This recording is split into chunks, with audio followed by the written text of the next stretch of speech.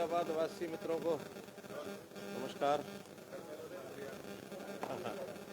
सबसे चंद्रयान नहीं है, आदित्य आदित्य आदित्य L1। सबसे पहले तो मित्रों आपके माध्यम से मैं सर्वजन को बहुत बहुत बधाई देता हूं और अपने जो वैज्ञानिक हैं उनका भी एक प्रकार से सराहना करता हूं, उनका धन्यवाद करता हूं कि उन्होंने एक और नया काम अपने देश की धरती से, श्रीहरिकोटा से और आदित्य L1 इस प्रकार से एक सैटेलाइट उसको छोड़ा है जो सूर्य की परिक्रमा करके और वहाँ से अध्ययन करके और भारत में यानी यहाँ पर पृथ्वी पर वो भेजेगा। तो एक बहुत बड़ा काम ये अपने देश के वैज्ञानिकों ने किया है। ग्रीवेंसेस कमेटी फरीदाबाद की जैसे मासिक बैठक होती है उसके अंदर 14 ग्रीवेंसेस ऐसे रखी गई थी। 2 ग्रीवेंसेस जिसमें पिछले बार की रिपीट हुई थी, 12 नई थी और इन 14 में फिर से 2 अब अगले महीने में दोबारा से रखी गई है। 12 का आज निपटारा किया गया है और उसमें मुख्य रूप से जैसे NHAI और नगर निगम इनके कई बार सीवरेज के लाइन के या और जो ट्रेनिंग का, ड्रेन्स का जो बाकी विषय रहता है इनका तालमेल आपस में कम था।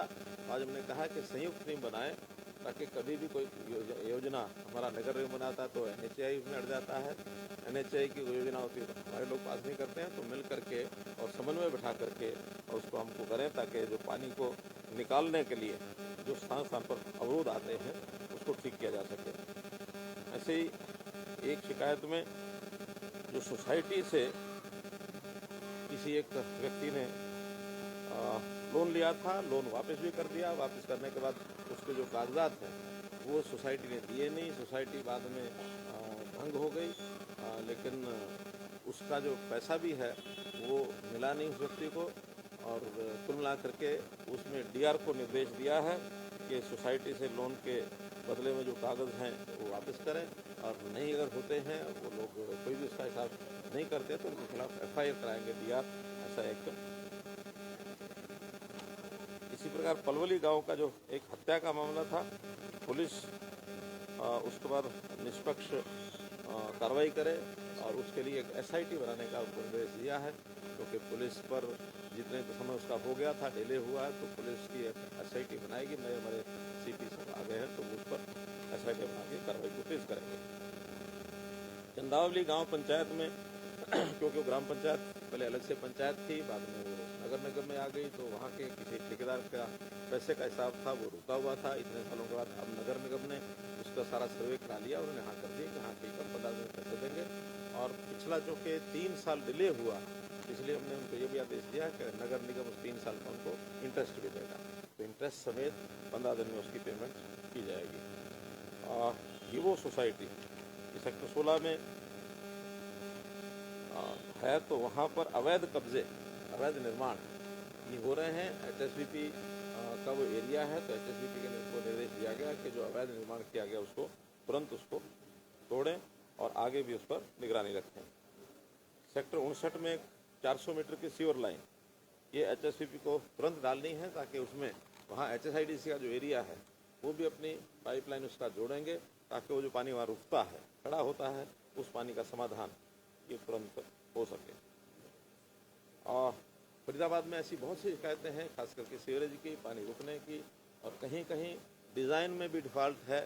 कहीं पर पानी यानी पीछे से नीचा है, पानी आगे चढ़ते समय उसकी ऊंचाई हो जाती है, पानी चढ़ता नहीं है। तो ऐसे डिज़ाइन फॉल्ट्स छोटे छोटे कई जगह फॉल्ट मिले हैं। अब क्योंकि फरीदाबाद शहर की बसा है उससे पहले अलग अलग एरिया में अलग अलग तरीके का सारा विकास का काम होता था। आज भी नगर निगम में जिस प्रकार का एकीकृत तो सारा डिज़ाइन बनना चाहिए ताकि कहीं को कठिनाई ना आए, क्योंकि सब एक दूसरे के साथ लिंक होते हैं। कहीं कहीं अमृत वन का जो काम हुआ बाद में वो पब्लिक हेल्थ के साथ जोड़ने में भी कठिनाई आई। हमने एक निर्देश दिया है कि IIT रुड़की या दिल्ली या रुड़की जहाँ से भी टीम मिलेगी उनको लेकर के और FMDA के अंतर्गत एक सर्वे करा के पूरा एक कम्प्रिहेंसिव प्लान बनाया जाए, पानी की निकासी और पानी का रिचार्जिंग, हार्वेस्टिंग, ये सब विषय, ताकि यहाँ पीने के पानी की कठिनाई ना आए और जहाँ कहीं थोड़ी बहुत खेती की ज़मीन है, खेती को भी पानी सिंचाई के लिए मिलना चाहिए।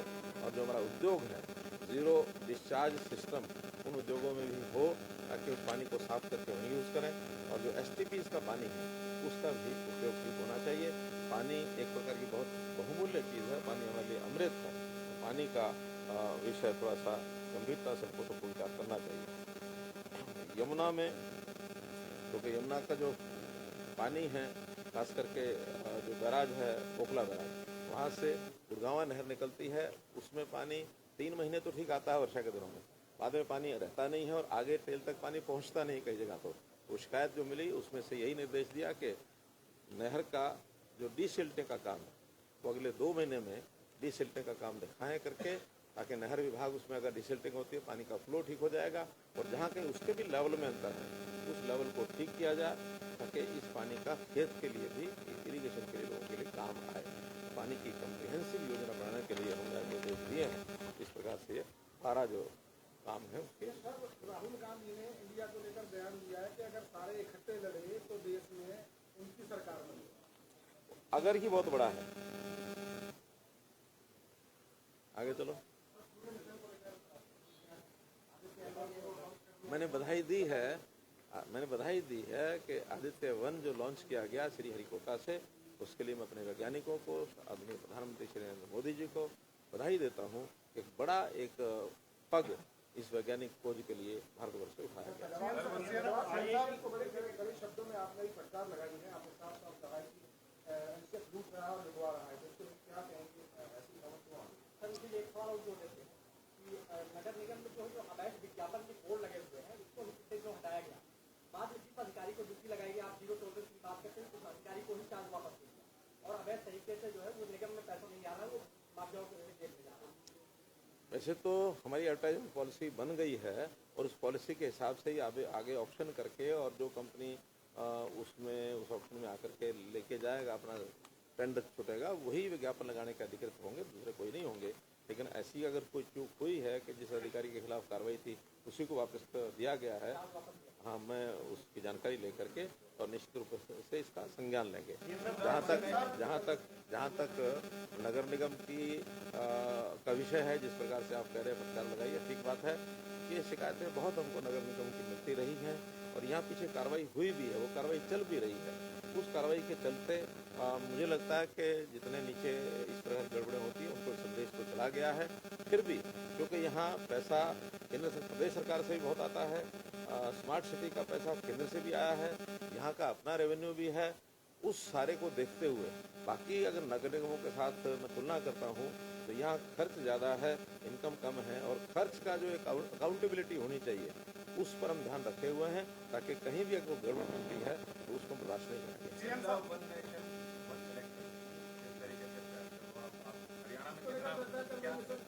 अगर आपने सुना हो तो कल मैंने उसकी बाइट दी है और वो बाइट सब जगह मीडिया में चली है, मैं इसका स्वागत करता हूँ। प्रधानमंत्री जी का एक स्वप्न है कि देश में जैसे आज़ादी के समय एक समय में ही इलेक्शन सब होते थे, कुछ वर्षों तक चलते रहे, लेकिन कुछ ना कुछ कारण रहे होंगे जिसमें परंपरा टूटी, फिर से देश में वन नेशन वन इलेक्शन करके अगर आता है तो बहुत बड़े लाभ इसके होने वाले हैं। और इसके लिए मैंने उसका स्वागत किया है और मैंने अपनी बाइट भी दी है। अब आज चुनाव एक साथ होंगे कि नहीं होंगे, ये काम चुनाव आयोग का है। अगर चुनाव आयोग एक साथ भी करता तो हम उसके लिए तैयार हैं। सीएम साहब, एक तरफ आपने कई सारी जो समस्या है वो कांग्रेस में खत्म करेंगे, दूसरी तरफ बड़ी सौगात फरीदाबाद को दी है, क्या सौगात है, कितना फायदा मिलेगा? दूसरा सवाल मेरा ये है कि आपको जो है जीरो टॉलरेंस की बात करते हैं, परंतु शहर के अंदर अवैध कॉलोनियाँ बढ़ती जा रही है। आपने कहा जो पुरानी है उन्हें भर्ती करने के बाद अगली कॉलोनियों पर रोक, बावजूद इसमें फरीदाबाद में अवैध कॉलोनियों को इस्तेमाल नहीं, डीटीपी अधिकारी कोई कार्रवाई नहीं। देखिए, जहाँ तक कॉलोनियों का, पिछली कॉलोनियों का वैध करने का विषय, हमने पिछले दिनों में 450 कॉलोनियाँ वैध की हैं और भी 1800 कॉलोनियाँ लगभग पूरे प्रदेश की ऐसी हैं जो चिन्हित की गई हैं, जो कई सालों पहले बनी भी हैं और पिछले साल तक भी बनी होंगी। लेकिन उसमें अब जब सारी कॉलोनी बनती है, वो गरीब आदमी के भी मकान बहुत होते हैं, उसको सबको तोड़ना तो उस समय संभव नहीं था। हमने उसके बाद ये ज़रूर किया है कि नए रूल्स के हिसाब से अब एग्रीकल्चर लैंड को 1 एकड़ से नीचे केवल एग्रीकल्चर के लिए तो रजिस्ट्री हो सकती है, लेकिन अनऑथराइज तरीके से बिके हुए प्लॉट की रजिस्ट्री नहीं होगी, हमने सारे हरियाणा में लागू किया है, जिसके बारे में कुछ लोगों ने ऐतराज भी किया हमारी रजिस्ट्रियाँ नहीं हो रही हैं। हमने यही कहा कि पहले वाली कॉलोनियाँ हैं वो अप्रूव होने के बाद रजिस्ट्रियाँ हो जाएंगी, लेकिन नई कोई कॉलोनी में रजिस्ट्री नहीं होगी। फिर भी आप जो कह रहे हैं कि अवैध कहीं ना कहीं होती हैं, आप हमको थोड़ा सा किसी भी माध्यम से संकेत करिए, हमारे डिप्टी कमिश्नर करिए, हमारे मंत्री जो करिए, हमें जानकारी मिलते ही ऐसी नई कॉलोनी जो है बनने के लिए बिल्कुल हम रुकेंगे, कोई कॉलोनी नहीं बनने देंगे। हाँ, गरीब आदमियों को मकान मिले इसके लिए हमने प्लानिंग भी बनाई है। अभी हमारे पास जो हमारा बोर्ड था हाउसिंग बोर्ड के अंदर लगभग 8,500 मकान तैयार थे। वो 8,500 मकान जो पड़े हैं गरीब आदमियों के लिए हैं, उसके लिए बहुत जल्दी एक योजना बना करके हम एडवर्टाइजमेंट देने वाले हैं। जो लोग उस पर इच्छुक होंगे लेने के लिए उसको ले लेंगे। और नए मकान लगभग 1 लाख नए मकान ये भी HSMV की विभिन्न योजनाओं के अंतर्गत बनाएगी। जो भी उसमें गरीब लोगों के अंतर्गत पात्र होंगे या जो उसको पहले खरीद सकेंगे, अलग अलग साइज के होंगे, हम तो गरीब आदमी के सिर पर छत जरूर हो, इस नाते से ये सारी योजनाएं बना रहे हैं। जून 2015 में आपने घोषणा की थी राजा नाग सिंह क्रिकेट स्टेडियम की बढ़कर, आज तक वो कंप्लीट हो गई है। उसकी कोई समस्या है, मैं उसको देखता हूँ। एक सवाल आखिरी सवाल है, सेक्टर 25 के रोड पर ग्रीन बेल्ट बनाई गई थी, काफी पैसा उसको लगाया गया था ताकि ग्रीनरी रहे, परंतु आज वहाँ पर निजी कंपनियां अपने फायदे के लिए उस पर कब्जा करके रहती हैं। अगर हुड्डा से पूछते तो हुड्डा कहता है कि हमने नगर निगम को देखा, नगर निगम से पूछते हैं तो कहता है हमारे से है ही नहीं। ये समन्वय की कमी है, लेकिन ये सारे समन्वय को ठीक करने के लिए अब हमने एक नए अधिकारी भी लगा दिए हैं शहरी डेवलपमेंट के लिए। मेरे अपने जो CM ऑफिस में ही सीनियर अधिकारी हैं वो काम करते थे। अब वो 3 बड़े शहर फरीदाबाद, गुरुग्राम और सोनीपत इसके ऊपर ध्यान करेंगे और ऐसी सब चीज़ें जो कमी आप बता रहे हैं उसको एक एक करके ठीक करेंगे। लास्ट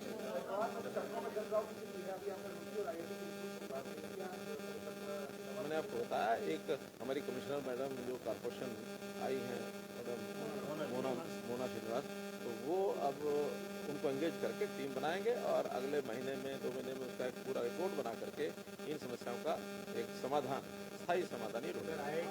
धन्यवाद।